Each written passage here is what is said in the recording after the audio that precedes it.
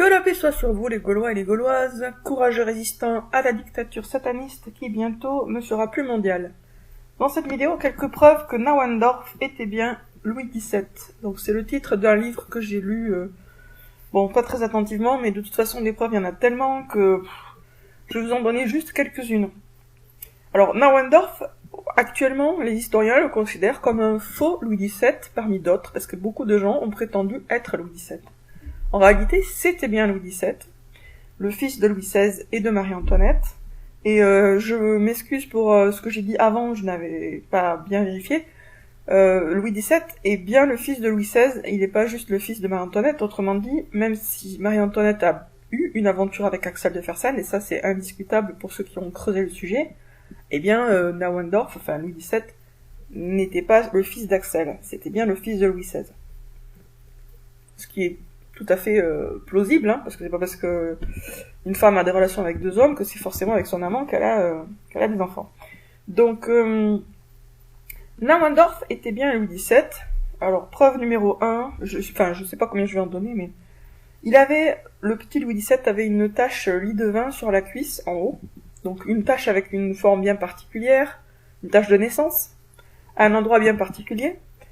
Sachant qu'on est à la fin du XVIIIe siècle, donc la chirurgie esthétique ça n'existe pas, il n'y a aucun moyen de faire une fausse tache de naissance. Eh bien Nauendorf avait cette tache exactement à l'endroit où elle était censée être, exactement. Donc ça c'était un signe, une preuve déjà que c'était bien Louis XVII. Ensuite, Louis XVII a été reconnu par la nounou de Louis XVII. Donc Nauendorf, je vais dire Nauendorf, hein. C'est un nom qu'il a été obligé de prendre, mais lui il a toujours clamé haut et fort, ou en tout cas il a toujours bien dit, quand on lui posait la question, qu'il était le fils de Louis XVI. Donc il a été reconnu par différentes personnes qui s'étaient occupées de lui quand il était petit, et reconnu de façon formelle. Sachant que la nounou de Louis XVII, n'avait aucun intérêt d'aucune sorte à le reconnaître lui comme étant Louis XVII. Hein. Donc il y a aucune... et même en se cassant la tête, on voit pas pourquoi elle aurait menti.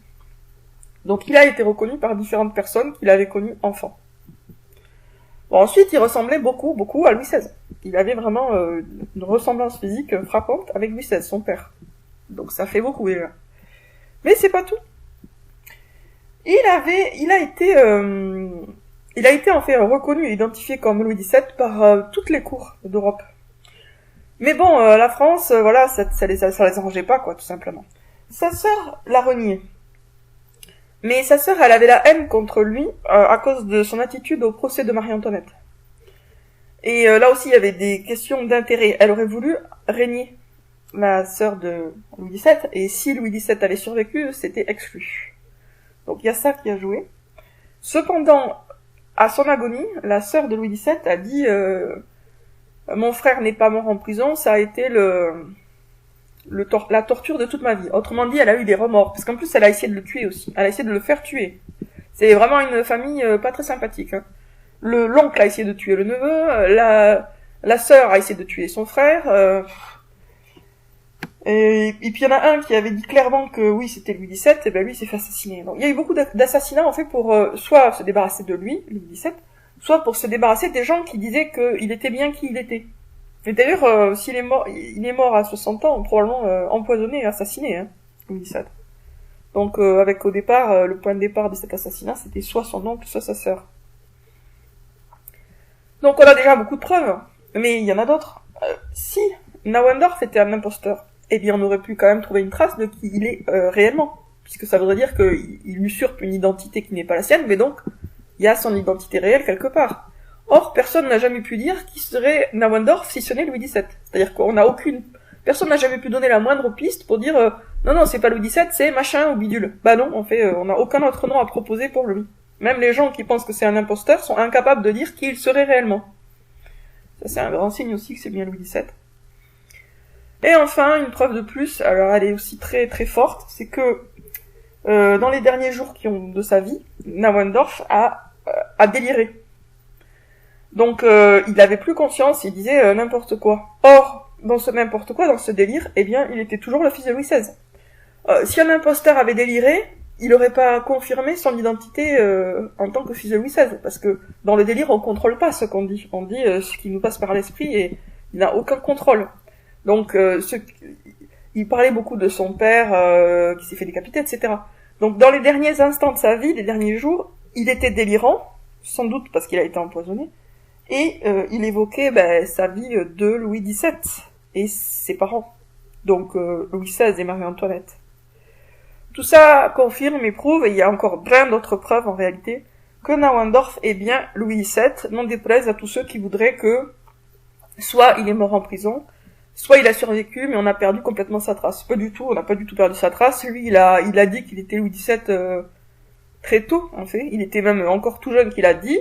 Il a eu des ennuis à cause de ça. Mais bon, et puis au final, il a été victime de beaucoup de tentatives d'assassinat. Et ça aussi, c'est un grand signe que c'est bien Louis XVII, parce que pourquoi on aurait essayé de tuer un imposteur, hein? Il suffisait de prouver que c'était un imposteur, et voilà. En plus, Louis XVII, il ne réclamait pas le trône, hein. Il vous réclamait juste son identité. Il voulait pas régner. Il pensait qu'il avait pas le profil, quoi. Mais, par contre, il voulait être reconnu comme étant le fils de Louis XVI.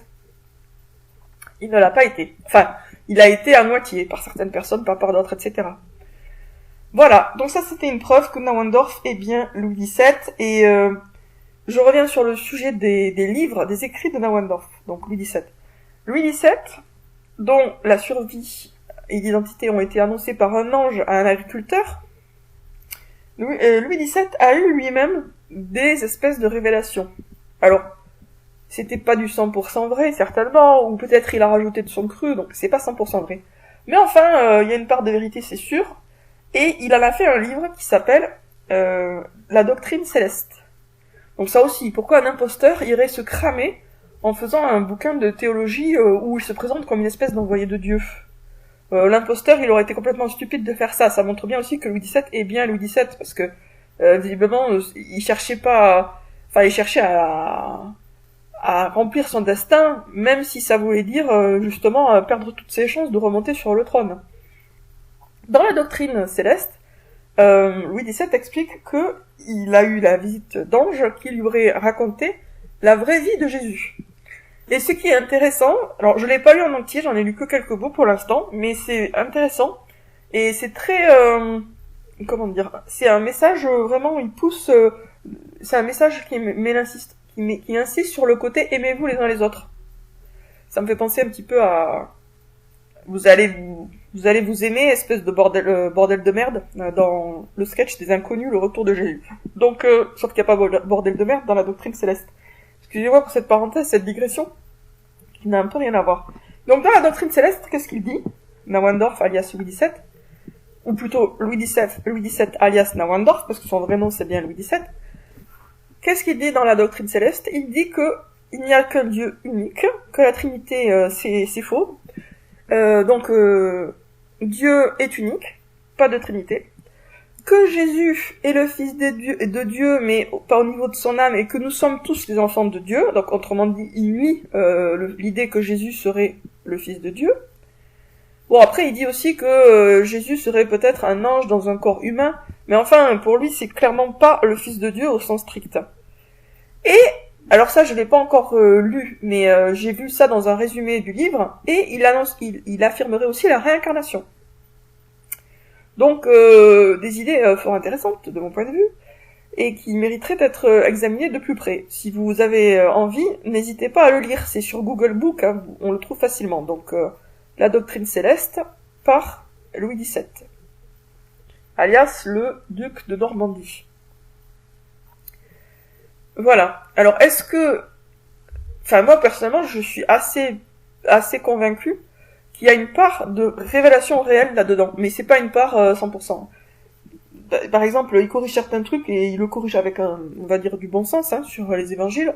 Donc, il pense que les évangiles ont été partiellement falsifiés, ce qui rejoint le point de vue de l'islam. Mais bon, il y a certains points, par exemple, où clairement, il s'écarte de la vérité, mais c'est pas sur des points très importants. Par exemple, il pense que l'âme humaine rentre dans le corps du bébé au moment de la naissance. Mais sachant que les enfants sont marqués par des souvenirs intra-utéraux, c'est clair que l'âme humaine, elle rentre bien avant le moment de la naissance au sens strict. Hein.